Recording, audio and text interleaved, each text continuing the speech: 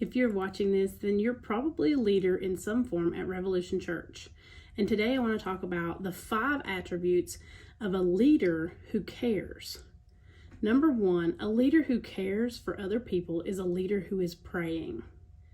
If you don't have time to pray for people that are under your care, you're not ready to be a leader. Our staff is expected to pray at least 1 hour a day, every single day. Some of that time needs to be praying for people that you care for. Even Paul prayed for people that were in ministry. He says in Philippians, "Every time I think of you, I give thanks to my God whenever I pray. I make my requests for all of you with joy. I pray for your love will overflow more and more, and that you will keep on growing in knowledge and understanding."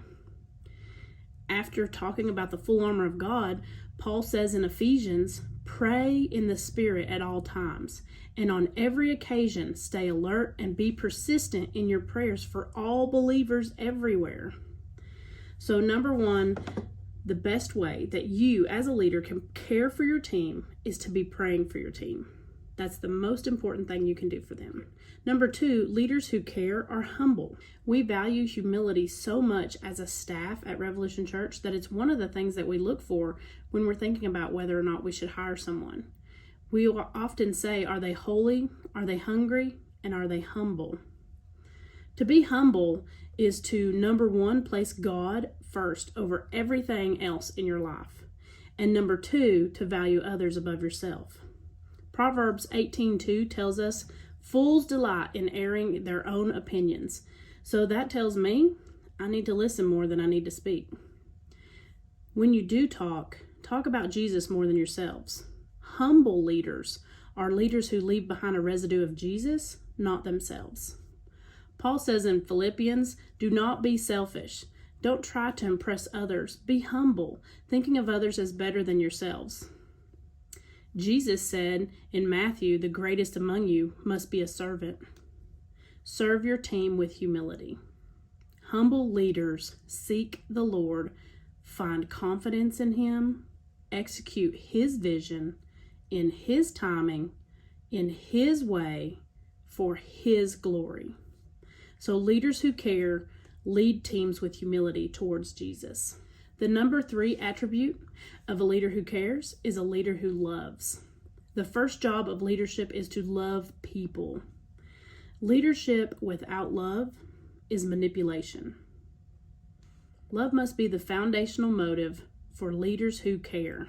Loving those that you lead may look like, number 1, being interested and wanting to know about their personal lives. You're interested in their circumstances, their families, what they find fun.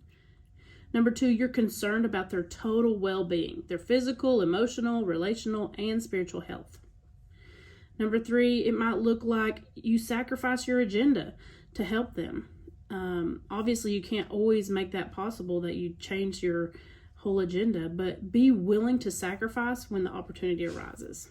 Number 4, you give attention to their opinions, their ideas, and their concerns. You genuinely want to know what they think and how they feel. You recognize their contribution, and then you encourage the good things that you see coming out of their life and their ministry. You're their number 1 encourager. A lot of times I say, as a leader, you're the CEO, Chief Encouraging Officer. So encouragement is huge. Number 6, it might look like loving your team may look like you have a passion for and a commitment to their growth and development. You dream of what they could be, even when they don't see it themselves. Loving and caring for people also looks like being honest with them and challenging them to grow. You don't shy away from tackling tough issues, and you care enough to confront the problems and barriers of growth in their life and in their ministry. You're gentle but firm. You know some of the most significant growth will come through owning up and dealing with failures and weaknesses. So a leader who cares is a leader who loves. The 4th attribute of a leader who cares is they clearly share the what. What is the what? What are we doing this for? They share the vision and the goals of the ministry. Great leaders clearly share visions and goals of the ministry. People on your team should know clearly what the goals are and what the vision is. Teams that have a clear understanding of the vision are enthusiastic, they're encouraged, they're energized, they're motivated, they're engaged, and they are appreciated. They believe that what they do matters and they're making a difference. When people know the vision or the goals, they feel like they have the ability to grow. Great leaders care for people by sharing the vision and goals clearly. And the fifth and last attribute of a great leader who cares for their team is they talk about the how. How are we going to do it? We talked about the what, but what is not enough? Goals don't determine success. Systems determine success. If you love and care for your people, you will give them the how also. Leaders who care are intentional and systematic. Most of the problems that leaders have are systems problems. You either have a system intentionally or by default, but you have one. Your system is a result of what you have created or tolerated. If you want a better outcome, create a better system. Create a detailed plan of who does what, how, and when. Your team needs to be trained and equipped to do the mission. Great leaders have a clear system in place for how to succeed at every single level. Caring for your team does not generally happen on accident, so you should always have a plan to care for your people. Care should always be genuine, but it should also be intentional. Leaders who care practice using statements like, I noticed, and you matter. Tell your team that they matter, that they're making a difference, that their effort is making a difference for you, the ministry, and the kingdom. People want to be known and know that they make a difference.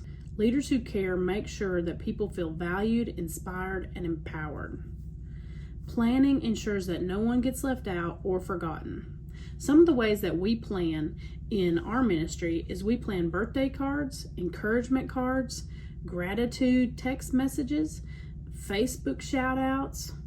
We have a plan that if you get a birthday card in January, 6 months later, we're going to send you your encouragement card.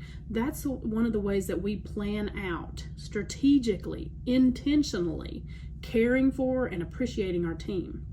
You should have some type of planned schedule that everyone on your team gets at least 3 encouragements or care cards or